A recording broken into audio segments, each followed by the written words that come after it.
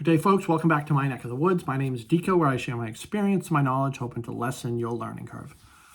So today I am going to talk about trying to predict deer movement. So I got some sort of times or steps that you can take to help you see deer more often, especially when you're in the deer woods and you're hunting. All right.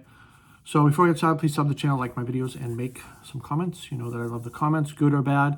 That's how I do better videos and reviews for people. All right. So first off, obviously this list that I have here does take some time, takes some scouting and some recon and knowing your herd and knowing your deer woods. If you don't know that, then you need to start with that and then move on to maybe what I'm going to tell you here. All right. So food and water.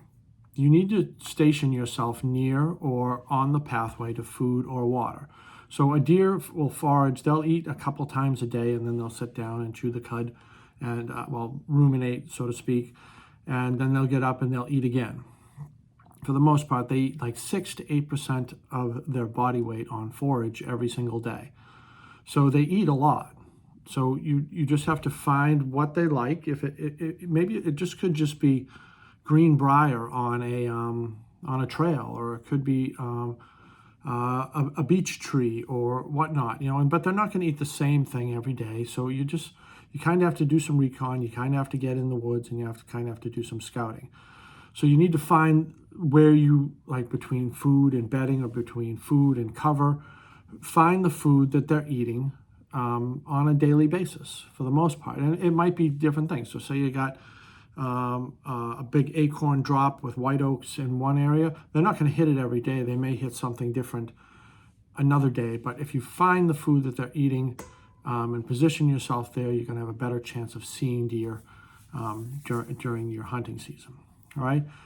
Same thing with water. If there's a water hole and they need to drink just like we do, find. So sometimes there's freestanding water holes that are just like rain overflow. But if it's, say you're hunting early season and it's 70 or 75 or 80 degrees or whatnot, or in other parts of the country, I'm in Massachusetts, but they're going to have to drink, and they're going to have to drink many times during the day. The food is always not next to the water, so to speak, as opposed to us. We sit down at our table, we eat food, and we have a drink all ready to go, and everything's there for us. It's not like that in the deer woods. So food and water, try to position yourself near those or on the way to them from either bedding or cover. That's one. Secondly is time. So we know for a fact, as far as scientific data is available, that white-tailed deer move more at dusk and more at dawn. They just move more, not counting the rut. Regardless of moon phase, I'm a fan of the moon phase. Regardless of moon phase, the first hour and the last hour of daylight, deer move more. So those are the times you want to be in the woods.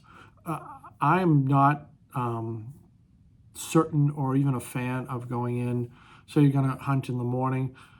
I don't think you need to be there an hour, 2 hours in darkness before the sun comes up. I think just 30 minutes before is fine, long as you're covering your scent and you're watching the wind, and you have a strong idea of where the deer may be coming from. I think that's adequate for the most part. Same thing with nighttime. I mean, if you're going to hunt sunset, you don't have to be in there hours before sunset. An hour, 2 hours maybe, for the most part. I mean, if all you have is an hour before sunset, get in there an hour before sunset. All the times will work. All right, so that's time for the most part. Then there's the rut. During the peak breeding season, if you want to see deer, or if you want to shoot deer, if you want to harvest deer, you need to be in the woods during the rut, because you're going to get more deer movement. Bucks move daily, they move more and more as each day goes into the peak breeding season. And you're going to see bucks, not necessarily does, but you're going to see bucks that you've never even seen before. They're all going to come out of the woodwork looking for does, and you're just going to see these big bucks that lived in solitude for most of their lives and just lived in a swamp and never came out of it for the most part.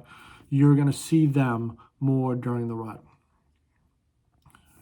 You can hunt the peak times if you want, but during the rut, a lot of times it doesn't matter. You're going to see a lot of midday movement for the most part, all right? And there's no break, there's no lull, there's no sleeping, there's no eating. For the most part, the mature bucks that are out for the breeding season, all they do is fight and mate, fight and fuck. That's all they do. They do eat, but they do lose a percentage of their body weight during the rut because they're just going nonstop. Their testosterone levels are very, very high, and they're just going nonstop for the most part. They need to breed for the most part. And then lastly, I want to talk about pressure. So we, as hunters, we put pressure in the woods, right? So we pressure the deer. The big thing with pressure is for you personally, and this is for your personal hunting, is don't let your pressure affect the food and water, the rut, or the time that you're in there. So don't let your pressure affect those other three factors. The rut is a separate factor altogether, but don't be predictable. Even during the rut, if you're predictable, if you come in every day and you walk the same path every day, and you say you bump deer on the way in, the deer take notice of it, and then maybe they won't go that way. Or say you bump the same doe 3 days in a row or whatnot. The doe eventually, you're not going to bump it every day. It's not going to happen. Same thing with mature deer. They'll get onto you, and they'll be smarter than you at this point in time. Just be aware of the pressure, and be aware of the other pressure of other hunters in the woods. So, or dog walkers or anything else that's in the woods at these times. All this is going to pressure the deer, especially during the hunting season, especially when deer start to disappear. The deer they're not stupid for the most part. They're going to know that a doe disappeared or their fawn disappeared or whatever, and they know the mature deer know that deer disappear at this time every year. That's why big deer become big deer for a reason. If it's a big mature doe or if it's a big buck, they know this, and it's our job to outsmart them for the most part, and we can, and it's proven that we can do this every year. You just have to be persistent, and you kind of have to want it for the most part, right? So I have an itch. I have food and water. Position yourself around that, or some track in between, right? Be there at the right times. Be there in the morning or in the evening, for the most part, sunrise and sunset. A lot of times it's that last second or that first second. So that first second of light, you're going to see those deer. Or it's that last second of daylight that you have, you're going to see those deer. Another thing, if you are hunting with a bow, practice shooting in low light situations. Because it's different. It's different. When you're looking through a peep, it's harder to focus on your target, especially if it's out 40 yards or whatnot. If you're in a blind, practice shooting in a blind in low light situations, because when you go and pull that bow, you're not going to be able to see through your peep. You need to practice, get some anchor points, and just know that you're looking through your peep into your sight. It's helpful. All right, so we have the time. The rut, just anytime you have available to hunt. It doesn't matter if it's midday or when it is. Just get in the woods, and you can move around too. You just find the major corridors or the major pinpoints, but for the most part, the bucks are going to be pushing those does all around, not necessarily in front of your cameras and not necessarily in the place that you have set up.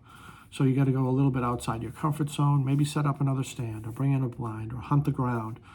But the more you get in during the rut, the more rut activity you're going to see, which is exciting in itself. And then you're just going to see more deer. Or even if you're not seeing more deer, you're going to hear more deer signs, so to speak. You're going to hear grunting, and you're going to hear chasing, and you're going to hear all these things going on. And then maybe they'll help you position yourself maybe a little bit better. During the rut, it's hard. But that's my advice for you. And then the pressure. Don't let your pressure influence all these other things. And then you should be a little bit more successful in the woods, see more deer, get more deer on the table, and have more fun at it and learn more. All right? That's all I have for you. Sub the channel. I'll talk to you guys later. Be well.